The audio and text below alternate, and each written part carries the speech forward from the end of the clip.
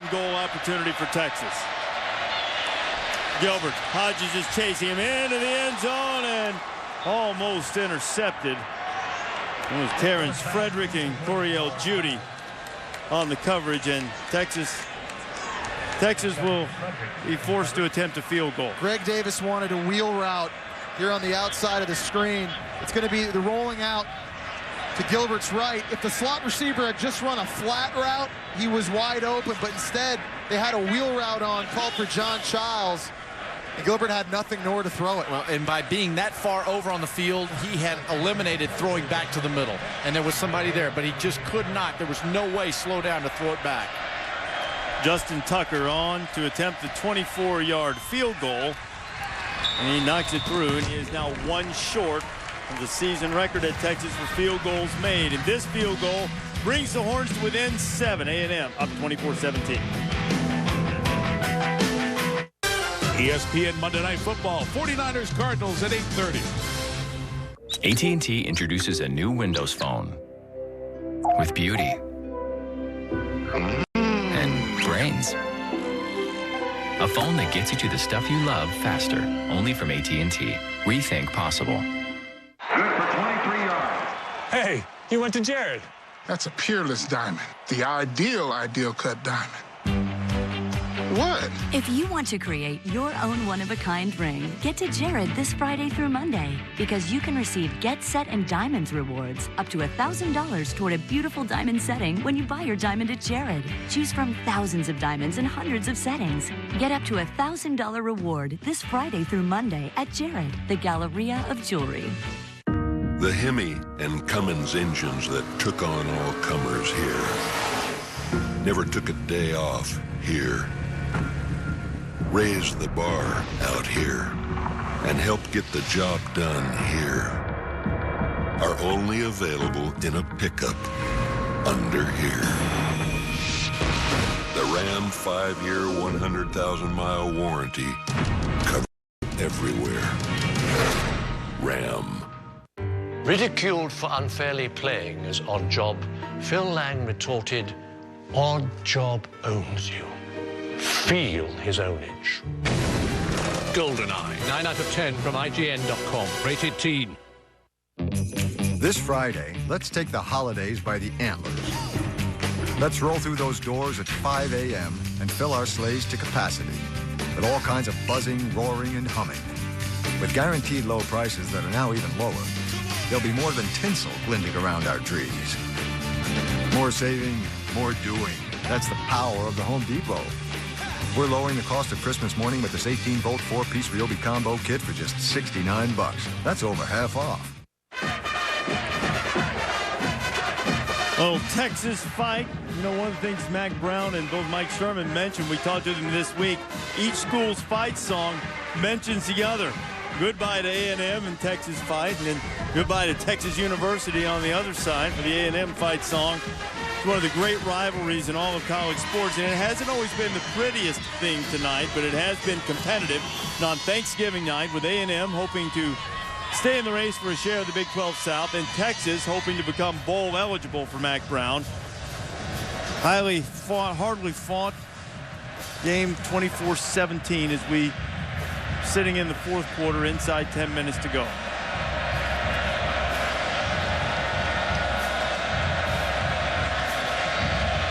Tucker, from knocking through a short field goal, will kick it away.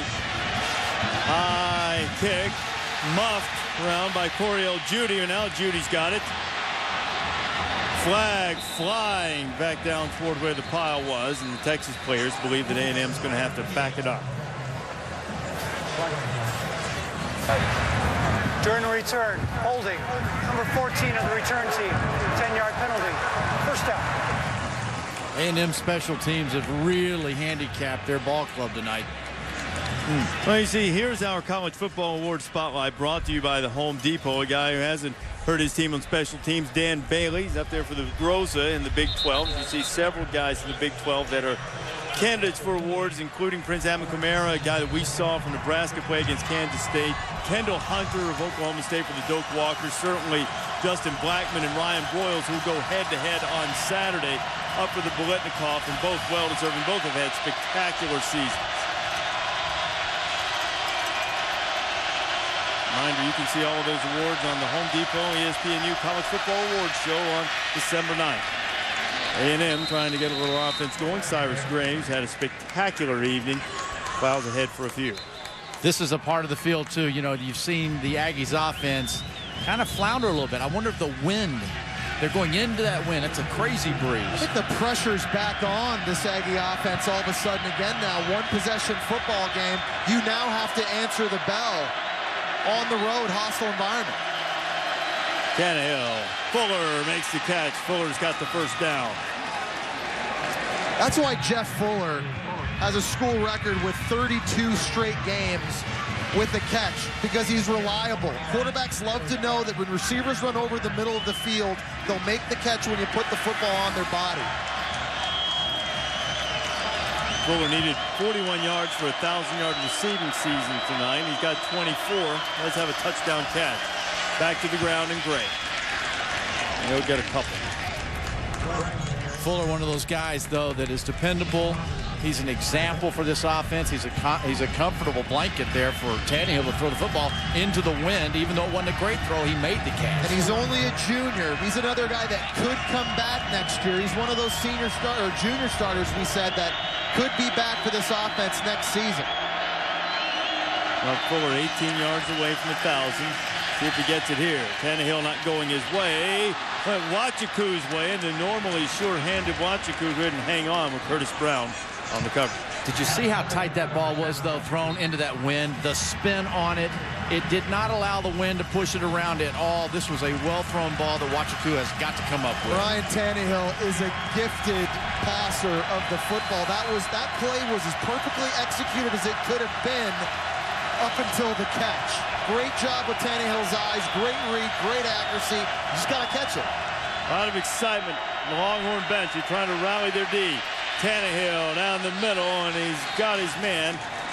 Well, the catch, it looks like it'll be close enough for the first down. That's McNeil. There's a difference that I think we've seen tonight between Ryan Tannehill and Garrett Gilbert. Watch how comfortable Tannehill is here on a third down, surveying the field. His feet are underneath him. He stays on balance. He delivers an accurate throw with weight transfer. You see how long he waited to throw, how long that route took to develop, and he was patient with it.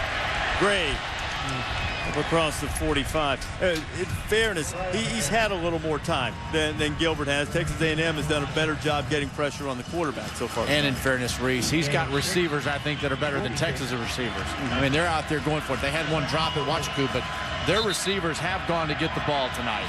Little perspective on the type of night that Cyrus Graves had. You just saw it pop up on the screen.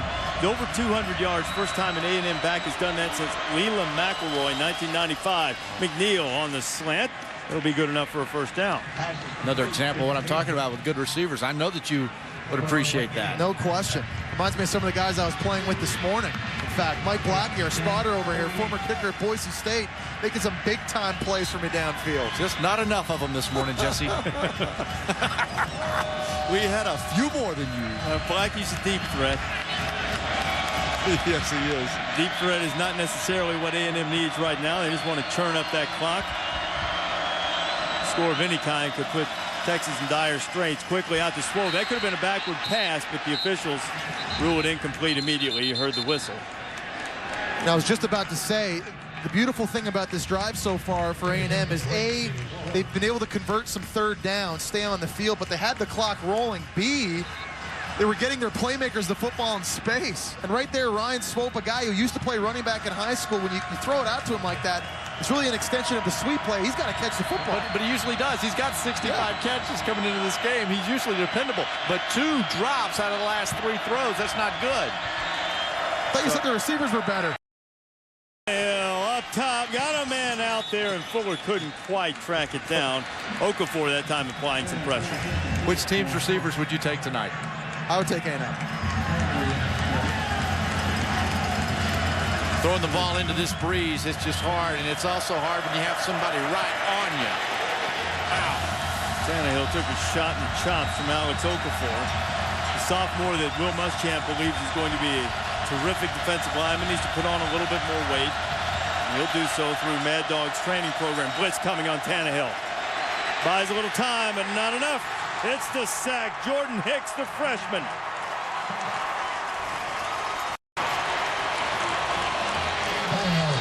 Well, this is Will Muschamp saying, I've got to make a play. I can't afford to let Tannehill throw the ball, and he comes with a blitz up the middle. They're more than they can block. Tannehill tries to buy time and moves to the right side, but again, containment outside there. A nice job by 91 Randall of not losing it. Nice job by Tannehill protecting the football, not allowing a fumble. But since Will Muschamp has taken over as defensive coordinator at Texas, they have more sacks than any team in the country. That's what they do best, getting after the quarterback. All right, the Horns blocked Kim Wood's last punt. Here they come again. Wood got it out of there, but just barely. Phillips signals for and makes the fair catch, just a step or so inside his 20. So Texas has it back. They're down by 7, just under 6 minutes to go as Mack Brown tries to inspire his offense. They need a score to tie it up. They need a win to get bowl eligible. This gray blending took off about 10 years in just 10 minutes. So how do you feel? Dude. Dude. Get in, get confident. Dude. Supercuts every time.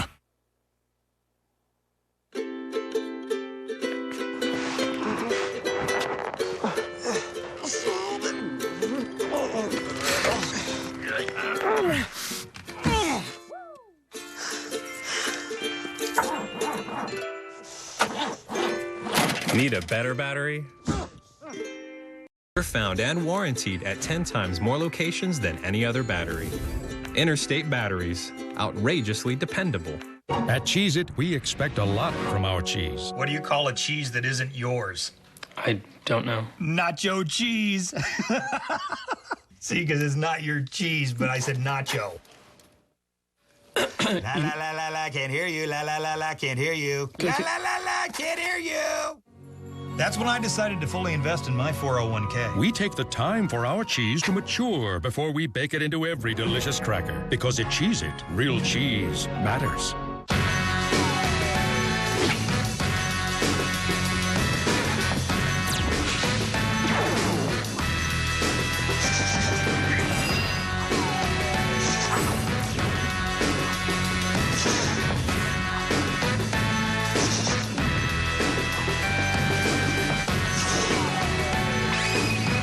Super deals, super gifts. The Shack makes you a holiday hero.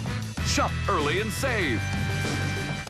Hi, I'm Steve Berthiaume. Tonight on SportsCenter, the Patriots win in Detroit. Can the Jets keep pace heading into next Monday night's big game on ESPN? The Saints and Cowboys play a thriller in Dallas, plus a year in the life of Tiger Woods. SportsCenter after the game.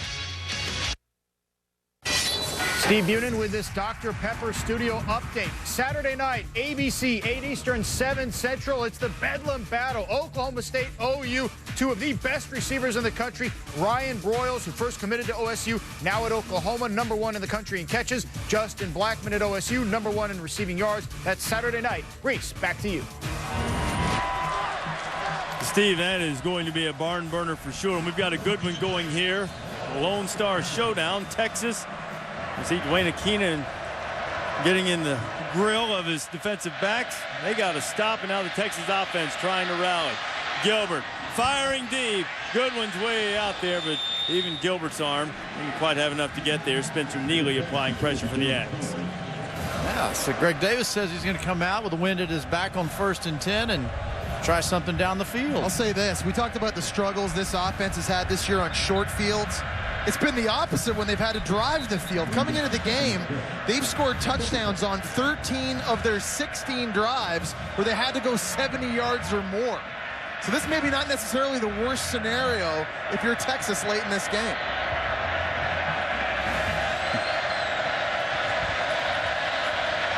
Second and 10. Gilbert steps up and delivers to his tight end, Greg Smith. making the catch. He'll be well short of the first down. That's the kind of play that I like to see out of a quarterback. You know, it's second 10. Pick up some of it. Don't get crazy. And that's a Greg Davis coached quarterback. Understand. Get back to manageable. Now here, you got to be careful playing against this Aggie defense. Pressure coming off the edges. Take a look right here. Von Miller on the outside. That's a guy you're going to want to keep your eyes on if you're this offensive line, if you're Garrett Gilbert. You've seen a lot of Von tonight, and here he comes again. Gilbert steps into the throw. Struggling to get there was the freshman Mike Davis. Excellent tackle by Terrence Frederick. They're going to mark him right on that line, and it'll be enough for the first down. Greg, you were talking earlier about Jordan Shipley, how good he was working in space in the slot. That's one thing this coaching staff says. Mike Davis does a great job as a true freshman, understanding the soft spots in coverage. And had he not gotten out there and got his head around, because Gilbert had to get rid of the ball because of number 40, Miller, he's coming, get rid of it or he's sacked. Moore and Miller both coming this time. Gilbert up top. Kirkendall had his man beat, and Gilbert just overshot him. We'll make an excuse for Gilbert. I'm telling you, that wind down there, we were down there in pregame walking around, and it's hard to judge it with the touch of your ball. And having played the position, I can tell you, it's a total misnomer and a myth when you hear people talk about understanding the winds and how you throw different passes. You know the wind's going left to right, so let's start the football out to the left and let it bring it back in. When you're down there and the bolts are flying, just throw the football. You see a guy open, throw it. I'm not sure. Did you agree with me or disagree with me? Agree with him. Oh, okay. Late pressure. Underneath. First catch of the night for Malcolm Williams. Malcolm Williams into A&M territory, and here come the flags at the end of the run.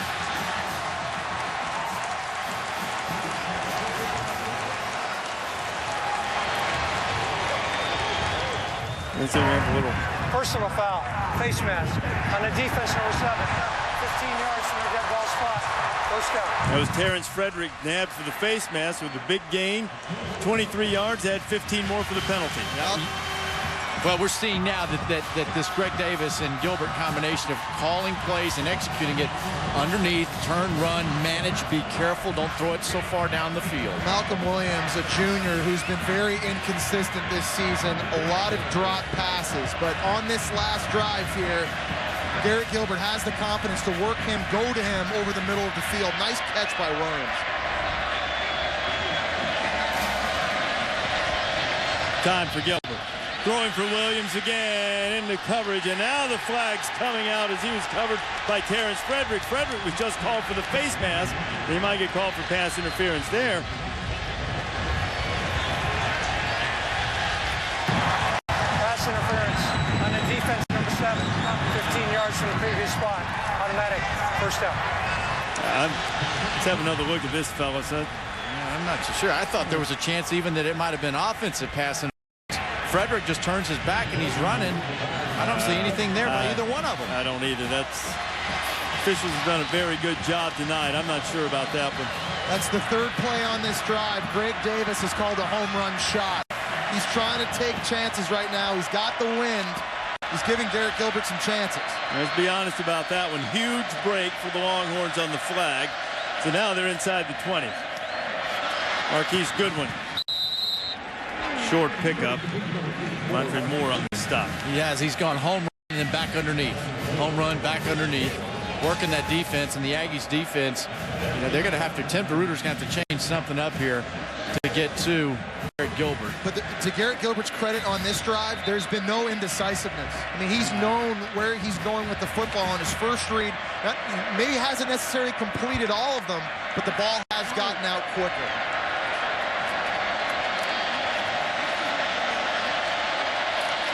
On the ground, Cody Johnson. Johnson driving, and he is knocked down at about the 12-yard line. They've got to get it just inside the 8 for the first down. And as the clock winds down to 3 minutes to go in what's been a very difficult first season as a starter for Garrett Gilbert, this perhaps could be one of those defining drives if he could get this game back tied. Yeah, with the clock where it is, this is 2-down territory here. Got to punch it in.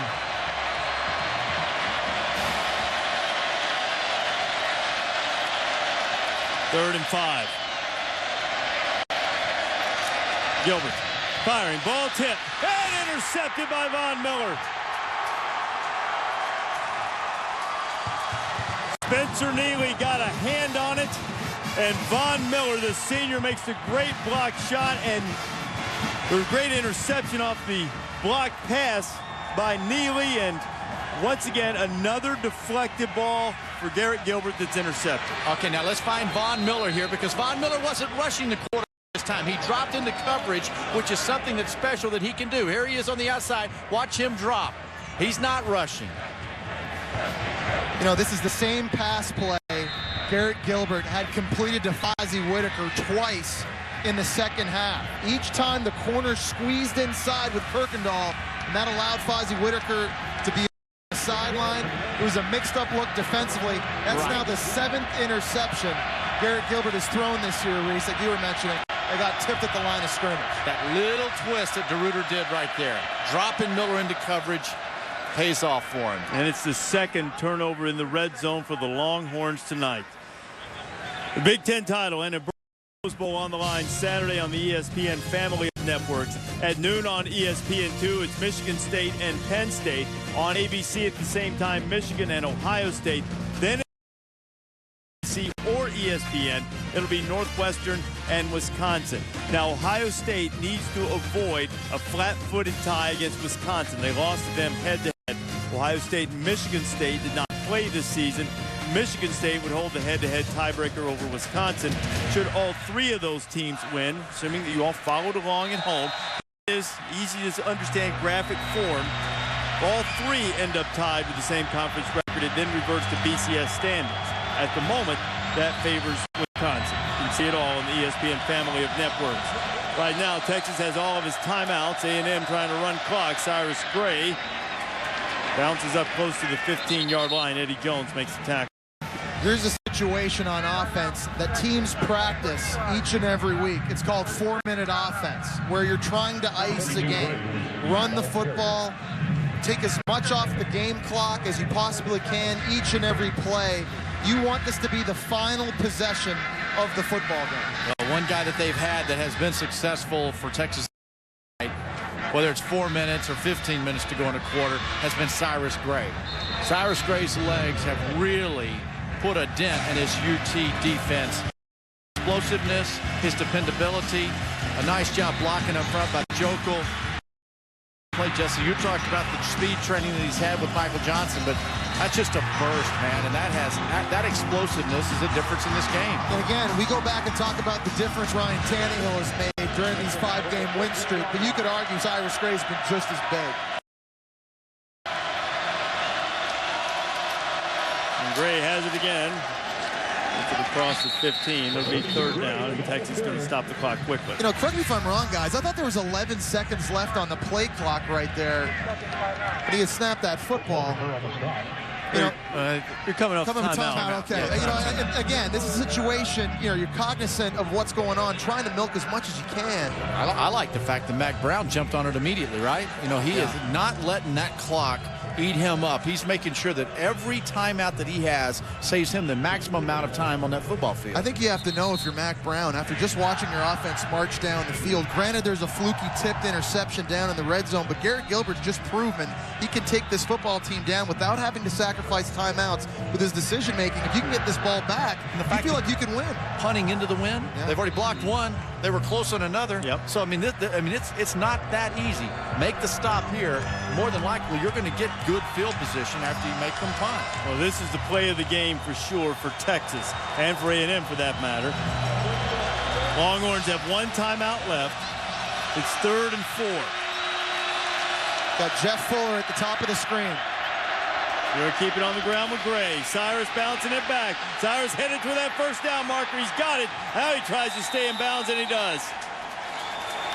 What an effort by Cyrus Gray. What a performance tonight by the junior from DeSoto, Texas. Texas knew it was going to be a run because A&M's not going to throw it, take a chance on it, stopping the clock. Watch the defense collapse hard to the inside. And the ability to cut on that left foot and go all the way back with the speed and the strength against Acho is impressive. The stiff arm on an All-American player right here at the end. They even get the safety in the backfield. The defense had it guessed right. But Cyrus Gray just making an outstanding individual play. Yep. Under 2 minutes. Gray, Longhorns trying to strip the ball if they can.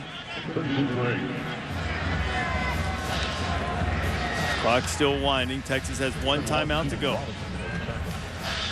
Hoping to get it back one more time. You cannot say enough about this Texas A&M football team since that loss to Missouri earlier in the season. Just the way they've been able to stick together, play together. And, you know, Mike Sherman talked about this being an exclamation game for them in terms of their season. Hey, I think back to the Florida International game. They're down 20-6, 3:54 to go in the third quarter. They came back and won. They were down to Baylor 30-14 with 2:11 in the second. They just don't quit. Oh, fumble. It's on the ground. You almost had the old Joe Pisarcik, Larry Zonka moment. The ball went on the ground.